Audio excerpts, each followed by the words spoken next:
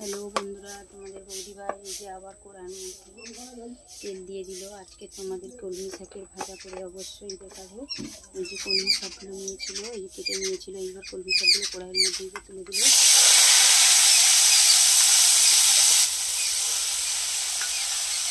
আজকে তোমাদের বৌদি ভাই আজকের কলমি শাকের ভাজা করে দেখাবে।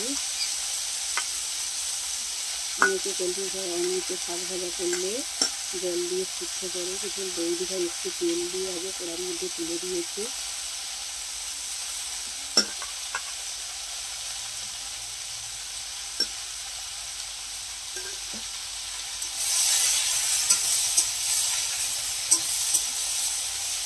তুলে দিয়েছে, এবার বৌদি ভাই একটু লবণ দিয়ে এটাকে 2 মিনিটের জন্য ঢাকা লাগিয়ে নেবে।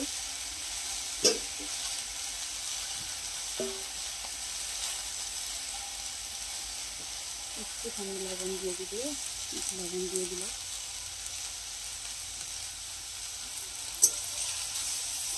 শাকটা যাতে তাড়াতাড়ি সিদ্ধ হয়ে যায় তার জন্য বৌদি ভাই লবণ দিয়ে দিয়েছে।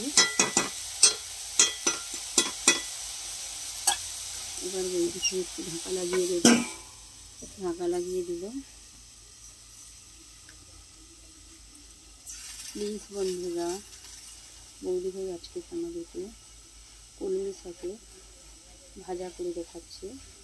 তোমরা প্লিজ বন্ধুরা কেউ ভিডিওটা টেনে দেখবে না, অবশ্যই পুরো ভিডিওটাই দেখবে, এটাই বৌদি ভাইয়ের রিকোয়েস্ট। বাজার থেকে দাদা ভাই কলমি শাক কিনে এনেছে, কলমি শাকটাকে আগে সুন্দরভাবে কেটে নিয়েছি, ধুয়ে নিয়েছি। তারপরে কলমি শাকটাকে কী করেছি, কড়ার মধ্যে একটু তেল দিয়ে কলমি শাকটাকে তুলে দিয়েছি, আর একটু হালকা লবণ দিয়ে দিয়েছি, দিয়ে ঢাকনা চাপিয়ে দিয়েছি।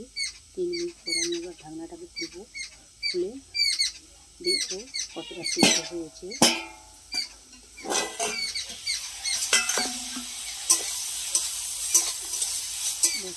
ভাজা কলমি শাকটা সিদ্ধ হতে বাকি আছে, তার জন্য বৌদি ভাই আবার ঢাকনাটা লাগিয়ে দেবে।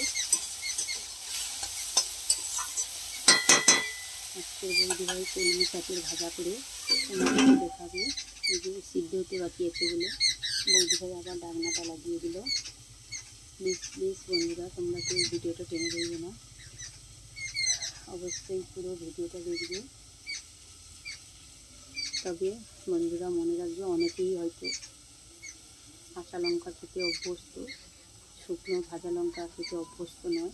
তবে বন্ধুরা একটা মজার কথা আছে, সেটা হলো শাক ভাজার মধ্যে কাঁচা লঙ্কা, শুকনো লঙ্কা যদি ভেজে গুঁড়ো করে দেওয়া হয় তবে তার স্বাদটা আলাদা হয়। কাঁচা লঙ্কা দিয়ে খেলে কোনো অসুবিধা নেই। কাঁচা লঙ্কাকে ছোটো ছোটো করে কেটে নিতে হবে, নিয়ে শাকের মধ্যে তেলের মধ্যে দিয়ে পেঁয়াজ একসাথে দিয়ে তুলে দিতে হবে। তুলে দেখবে বন্ধুরা ভাজাটা কত সুন্দর হয়। আমি যেভাবে ভাজা করি বাড়িতে তোমাদেরকে সেই একই নিয়মে দেখাচ্ছি। আমি এই যে একটু পরিমাণে তেল দিয়ে দেবো, কারণ আমি আগে তেল দিয়েছিলাম, একটু তেল দিয়ে দিলাম। অনেকে শাক ভাজার বন্ধুরা অনেক কিছুই খায়।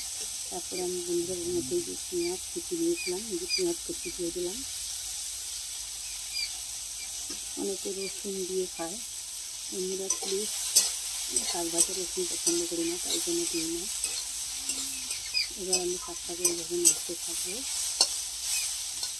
পেঁয়াজটা একটু হয়ে গেলে তারপরে আমি দিয়ে দেবো এর মধ্যে লঙ্কা, ভাজা লঙ্কাকে গুঁড়ো করে রেখেছি, ওটাকে আমি ওর শাকের মধ্যে মাখিয়ে দেবো। দিলেই আমার শাক ভাজা রেডি হয়ে যাবে। প্লিজ বন্ধুরা ভিডিওটা কেউ টেনে দেখবে না, অবশ্যই বন্ধুরা ভিডিওটা পুরো ভিডিওটা দেখবে। এটা কিন্তু বৌদি ভাইয়ের রিকোয়েস্ট। আজ বৌদি ভাই তোমাদেরকে কলমি শাকের ভাজা করে দেখাচ্ছে। অনেকেই হয়তো কলমি শাকটা চেনেন না, তবে আমি শাকটাকেও তোমাদেরকে দেখিয়েছি। এই কলমি শাকের ভাজা করে আজকে তোমাদের বৌদি ভাই তোমাদেরকে দেখাবে।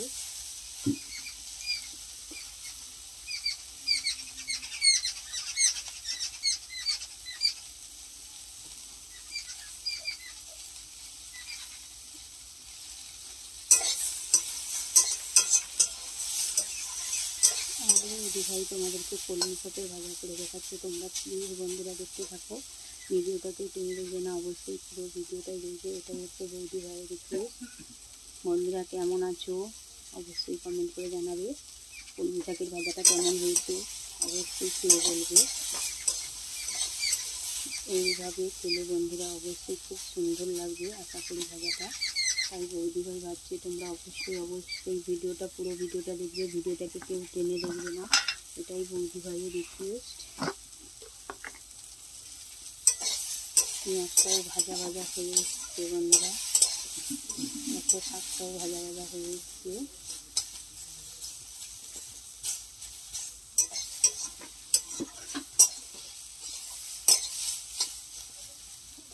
প্লিজ বন্ধুরা ভিডিওটা কেউ টেনে দেখবে না, অবশ্যই পুরো ভিডিওটা দেখবে। এটা বৌদিভাইয়ের রিকোয়েস্ট তোমাদের কাছে। বৌদিভাই আজকে